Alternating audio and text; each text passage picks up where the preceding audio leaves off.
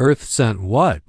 The Grand Medica of the Velari cluster blinked slowly, unsure if the transmission feed had glitched or if the words were simply too impossible to process. Repeat that, she said, claws twitching involuntarily against the edge of the console. The young relay technician, barely out of juvenile molting, cleared his throat, antennae shaking. Velari 3's signal was picked up by Earth's deep monitor array. Response confirmed. Their fleet arrives in 14 minutes. Fleet? She hissed. This was a humanitarian call. Medical, not military. What kind of monsters send a fleet to heal the sick? The technician didn't answer. He didn't need to. The next visual feed arrived on the command holopanel. Earthships. Not rescue vessels. Warships. Across the galaxy, the Council convened in an emergency. Stream. Their circular chamber spun slowly above the arbitral core of Lorthal Station. 12 species, 12 votes. All watching the same thing. A formation of black, atmosphere-scarring Terran dreadnoughts exiting warp near VLAR-I-3. No flags. No greetings. Just motionless power. Perhaps they misunderstood the nature of the request, suggested a Inks diplomat, voice syrupy with sarcasm. After all, Deathworlders don't do compassion. Yet they answered faster than any of you, snapped the Velari representative. Her 4 eyes burned with defiance. And before you judge, remember who ignored our cries for help. We did not ignore, another muttered. We prioritized. And Earth didn't ask. Silence. One screen showed the lead ship's designation flickering in pale red, TSV Caranon below it. We do not knock. On the surface of Velari 3, panic met awe. The colony's medical district was in collapse. Bio-waste floods, plasma infections, fungal mutation strains spreading through the spore fields like wildfire. Alien doctors burned out one by one. And then came the storm. Thunder cracked across the sky, not from weather, from arrival. 12 Earth vessels broke through atmosphere in synchronized descent, and at the center, KHARON. Unlike the others, it didn't break. It fell, and the Earth bent for it. When the dust cleared, no shields were raised. No weapons armed. Just one open bay door. And from it walked a line of figures in matte black exomet armor. No insignias. No introduction. Just one message. A speaker crackled. You called for doctors. We brought Deathworlders instead. The Council feed exploded in outrage. They're violating 23 interspecies engagement protocols. They're weaponized. Everything. Even the medics. Those aren't doctors, those are soldiers. Then maybe, said the Velari delegate softly, we should have asked soldiers for help first. Back on the ground, the Deathworlders began their work. No scanners. No fear. They walked into the contaminated zones without suits. Injected antivirals no other species could survive. Cracked open fungal cysts with gloved hands, and never flinched as the toxins hissed against their skin. The Velari locals watched in silence. One youngling whispered, "They don't even blink when it screams?" To which the old medic beside him answered, "Because they scream louder." Aboard the Karen, Commander Elias Juno watched it all from the command viewport. He didn't speak much, didn't need to. His XO turned to him after an hour. "They're scared of us," she said. "Let them be. This wasn't supposed to be a combat op." "It isn't." She hesitated. "Then why the fleet?" Elias turned, calm, deliberate. "Because sometimes the sick aren't the ones dying." She blinked. "You think this was bait?" Elias gave a small nod. They called for help. But they weren't the ones who set the trap. Above the system, another signal pulsed, encrypted, ancient frequency, Terran eyes only. Elias's console lit up. Message received. Origin. Unknown content. They weren't sick. They were hunted. The ship HUMMED. And Commander Juno smiled for the first time, and that was before Earth even responded. They laughed. Then they stopped. The sky was still burning when the second wave of Terran medics touched down, but no fire touched them. They walked through molten ash and spore clouds as if the planet had offered them permission. Their boots crushed mutated roots into dust. Their armor pulse-filtered every contaminant, and every one of them worked in silence, the kind of silence that didn't ask for applause, didn't ask for understanding. Just results. Elias Juno watched from the command dais of the Karen. Below him, biosignals fed into hundreds of HUD windows, mapping the colony's infection zones. None of it made sense. Too fast, too synthetic, too clean. This wasn't a natural outbreak. He said aloud. His XO, Commander Renegade, nodded grimly. Genetic markers confirm. Modified fungal base, crossbred with neural displacers. We've only seen tech like this in one quadrant. Elias raised an eyebrow. The Grenth Combine, she nodded. And their tech's not for sale. Which means someone gave it away, or worse, tested it. The Grand Medica of Velari 3 tried to hide her disgust as she stood in the open square of Sector Theta, watching a Terran medic slice open an infected root node barehanded, extract its pulsing heart, and crush it between thumb and glove. Like overripe fruit. You didn't even flinch, she said. The medic, a woman barely older than a cadet, didn't look up. You haven't heard a Terran forest scream before. The Grand Medica blinked. I don't understand.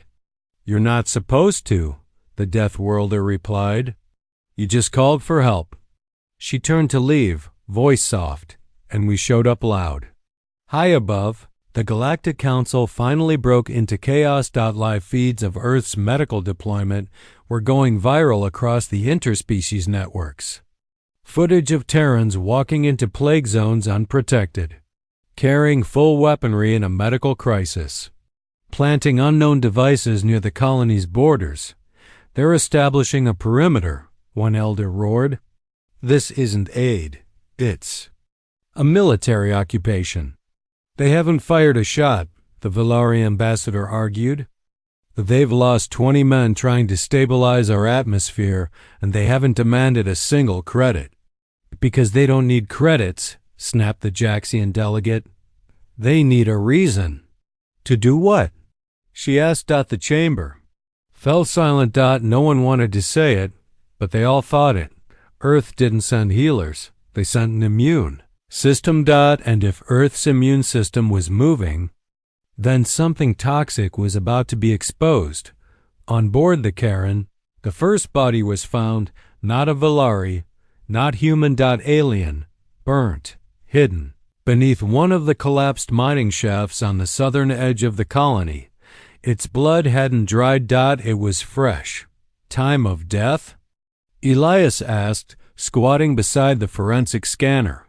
Less than 12 hours, Rena said. We arrived 15 ago. They exchanged glances. This was post-landing. And look at the sigil, she added. You see it? Burned into the creature's skin like a brand, seared in with nanolith precision. Grenth Combine.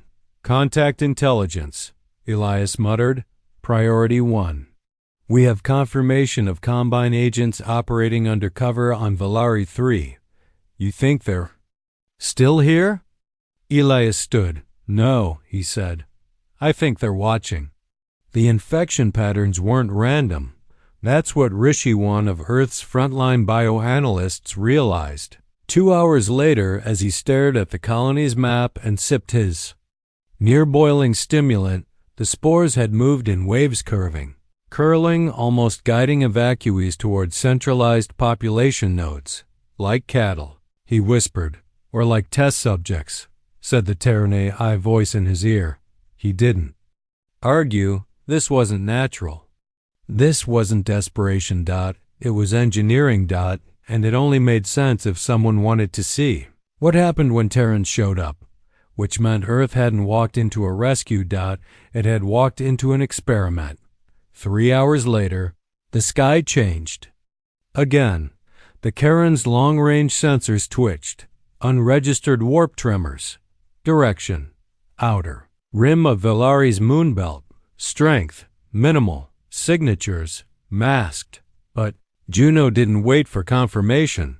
He activated the shipwide comms. All hands. Level 4. Med team stay deployed. Tactical shift to defend Swarm 1. The XO frowned. You think it's them? I don't think, Juno said. He stepped toward the viewpanel and looked out into the stars. I know. On the moon's dark side, the first Grenth stealth. Ship broke cloak. Its hull shimmered like oil under light. Its mission was simple. Observe. Record. And if necessary, trigger collapse. Earth didn't wait.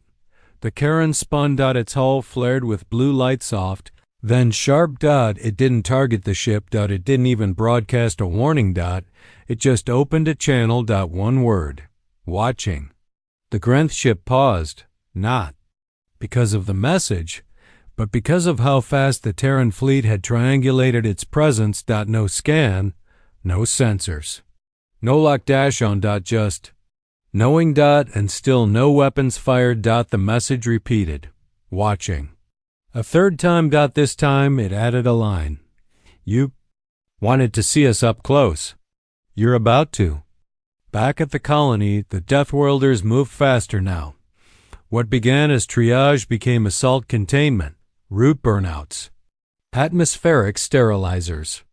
Entire sections of the colony cordoned by wall emitters made from folded neutronium mesh. VLARI officials didn't understand what they were seeing, but they felt it. This wasn't aid anymore. This was preparation. Why are you fortifying our sector? One official asked. A Terran replied without turning. We don't treat wounds without knowing. What made them? Above, the Council's fears exploded. A second Grenth stealth signature had been detected within the Council's own orbit. Earth didn't report it. VLARI did. Using Terran sensors. The implication struck like thunder. Earth didn't just come to help. They came to unmask a systemic threat, one that had burrowed deeper than anyone realized, and they hadn't asked permission, because they didn't need it. Rena stood beside Juno in the Charon's observation ring. Was this part of the plan? Juno didn't answer. Commander? He finally turned. Voice soft. The plan was to wait. And we got tired of waiting.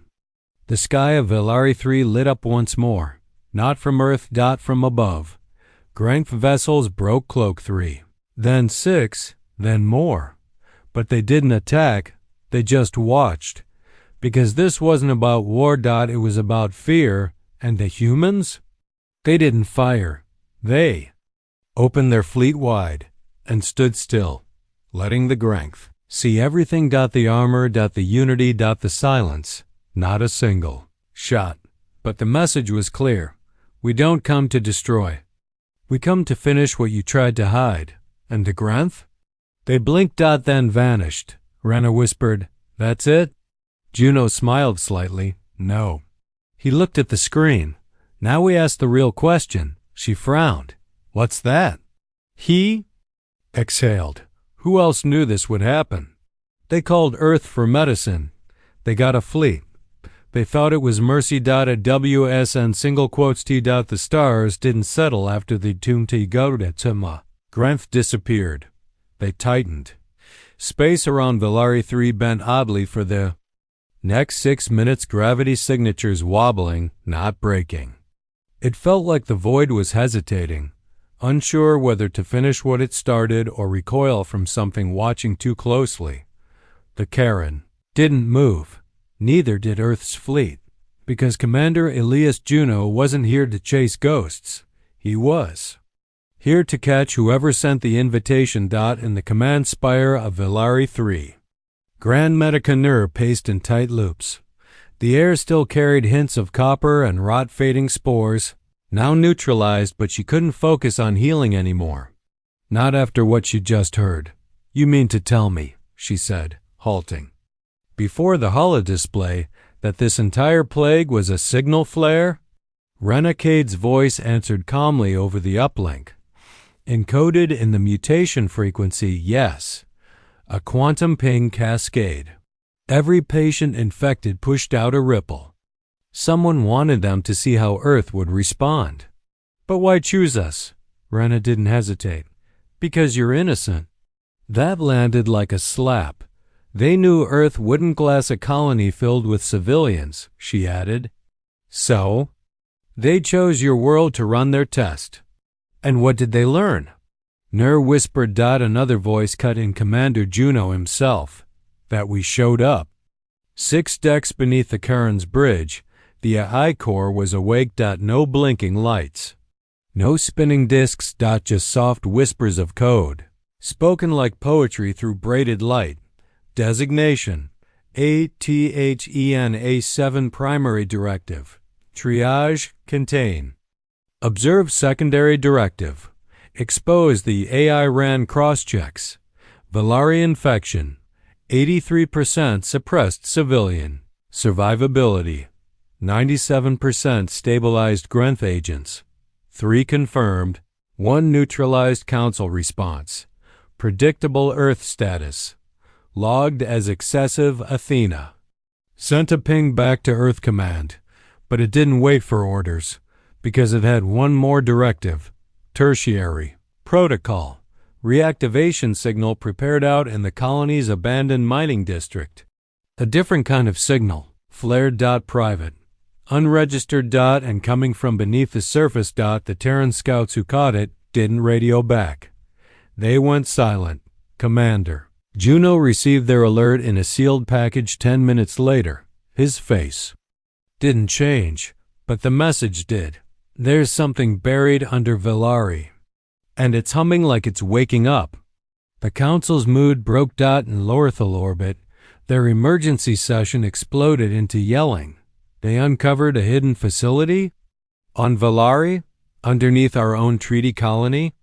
We didn't build it. Someone snapped. Then who did? Everyone turned to the Valari ambassador. She blinked once. Twice. I don't know. Silence. Then the Drax envoy, a slow-moving, ancient-eyed species, muttered. Then perhaps the humans did. The entire chamber stiffened. Earth doesn't bury weapons under allies. Valari snapped. No, the Drax said calmly. They bury warnings. Rishi, Earth's bioanalyst, stood inside the mine shaft 2 hours later. The air was colder. Not in temperature in memory. Lights skittered across the metal walls, revealing something buried. A vault. Not alien. Terrn. Old. Pre-silence. Sweet stars, he breathed. This predates the Accord. Behind him, a Terran Marine swallowed hard. Door didn't have a handle. It had a voice key, and it spoke the moment Rishi stepped close. Welcome back, Dr. Rishi Das. He paled. I've never been here before. Access confirmed. Begin memory link. The door slid open. Inside? Not weapons. Not tech. But data. Dozens of cryocrates filled with analog archives. Voice logs, tissue samples, handwritten reports. One word kept repeating across every document. Runspore. Rena read the word aloud from her uplink and felt something cold slip down her spine. That's impossible. Juno turned. You know it? I know why it's dangerous. She opened a document sent to her via Athena. Inside, an Earth flag. Old, frayed, a motto stamped across the top. Medical Division 13, we don't save, we survive. That was when the pulse hit. Not sound. Not light. Just gravity bending wrong space stretching inward. Rishi. Screamed. Rena dropped her tablet. And across every Terran ship, a THEN A7 lit up. Protocol breach detected. Buried instance awakened. Quarantine. Levels exceeded. Juno didn't hesitate. All ships form on the Karen. Level 6 response. Sir, his weapons officer asked, what the hell did we just uncover? He answered slowly, the first time Earth sent a cure. And lost control. Flashback feeds spiked across Athena's memory. Valari wasn't just a medical site. It was a quarantine zone. Earth had sent one of its worst medical units here long ago. Not to save it. To contain a pathogen that wasn't biological. It was sentient. Something that learned from pain. That watched your immune response. And made itself stronger with every attack. They'd buried it. And forgotten it. Until the Grenth sent a signal that stirred the old frequencies. Commander, Rena said, we're not fighting a disease. Juno clenched his jaw. No. We're fighting something that remembers losing. Inside the open vault, one crate cracked. A hiss escaped. Not steam. Breath. A voice female. Low, smiling. Back so soon, Dr. Das? Rishi froze. His hand shook. She's still alive. The Marine beside him raised his weapon. Don't. The voice cut sharper. Not unless you want the spores to learn how you think. Outside the vault, alarm screamed across the Terran fleet. A THENA's voice was everywhere now. Global breach detected. Valari's infection is not the attack. It's the invitation. On the edge of system space, Earth's reinforcements arrived. 4 ships, all unregistered, all dark classified. Each carrying hull signatures that hadn't been seen in 5 decades. They weren't Death Worlders. They were the Wardens. The ones Earth sent when silence wasn't enough. The ones even Earth kept secrets from. Juno stepped back from the main feed as they arrived. Rena's voice shook. You requested backup? He nodded once. No, he said. They were already en route. The Grenth were watching again now. But from farther back. Farther than sensor range. Because even they understood what Earth had done. They didn't bring doctors. They brought a lesson, and they were about to learn it too. They asked Earth for medicine, and Earth replied with the one thing no species could survive. Its memory. They thought it was mercy. It wasn't. Rena. Cade stood in silence as the lights dimmed across the Karen's command. Deck. Not emergency dimming. Something worse. Calculated dimming. A soft descent into darkness like the ship was watching. Something approach. Athena, report, she barked. The AI responded immediately. Source of ambient field disruption. Vault 7 beneath Valari 3. Probability of run spore. Reactivation, 94%. She didn't need to ask what the other 6% was. Either Earth's fleet contained this outbreak in hours, or the system collapsed in days. Down below, Rishi Das knelt in front of a figure no one had expected to find intact, much less awake. Woman was human. Or had been once. Now her skin pulsed with bioluminescent latticework, vines of neural moss crawling across her skull like a crown. Her body shimmered faintly, not in light, but in resonance. Like gravity bent around her gently. Her voice was gentle, disarming. You left me here. Rishi shook. You were dead. The last report, I was learning. She tilted her head. Did you bring the soldiers because you thought I'd forgotten how this ends? Behind her, a crate hissed open. Spores drifted upward. The Marine beside Rishi reached for his weapon. She didn't even blink. The spores halted mid-air, froze, then melted. Not in fear. In obedience. Athena, Juno said, pacing the Karen's upper deck, has any sentient instance of run spore shown this level of control before? Negative. Last documented specimen. Achieved semi-conscious behavior before termination. Subject 9 did not speak. Rena looked up sharply. Then who is she? Athena replied with something no one expected. Subject 9 was reclassified. Her name is Dr. Asra Noam. Juno froze. As in Project First Light Noam? Affirmative. Rena's voice cracked. She's the one who built the virus? No, Juno said softly. She volunteered to contain it. Valari's moons trembled again, not from ships. From something beneath the crust shifting. Juno turned back to Athena. Show me the subspace pulse analysis again. It blinked onto the screen. A frequency graph. Sharp, regular pulses every 22 seconds. Rena narrowed her eyes. That's not infection behavior. No, Juno said. It's coordination. Back in the vault, Asura smiled. You shouldn't have come here, Rishi. His voice was barely a whisper. We thought you were dead. I was, she said. Then Runspor found me useful. She looked upward through the rock, through the crust, and her voice changed, heavier, split. 2 layers speaking at once. It doesn't want to kill you. It wants to live. The council screamed again. They were good at that now. Each feed came with worse news. Earth had locked down every access route to VLARI-3. No trade. No transport. No rescue. You can't cut off an entire star system. One ambassador shrieked. You don't own this quadrant. They're not cutting it off, said the Valari representative, voice like gravel. They're sealing it. The Drax ambassador rumbled. Then this isn't just a threat. No. The Valari whispered. It's a war crime. Rena tapped her earpiece. Karen to all med teams. Pull back. Full orbital retraction. Juno added, deploy Warden-class containment fields around the vault zone. Priority. Keep the spores in. Sir, Athena said, I must remind you, Warden fields will affect surrounding life.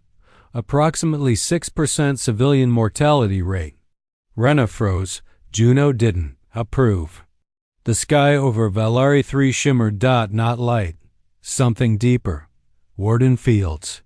Folded into the air like silver blankets, soft, silent, unstoppable. Birds dropped mid-flight.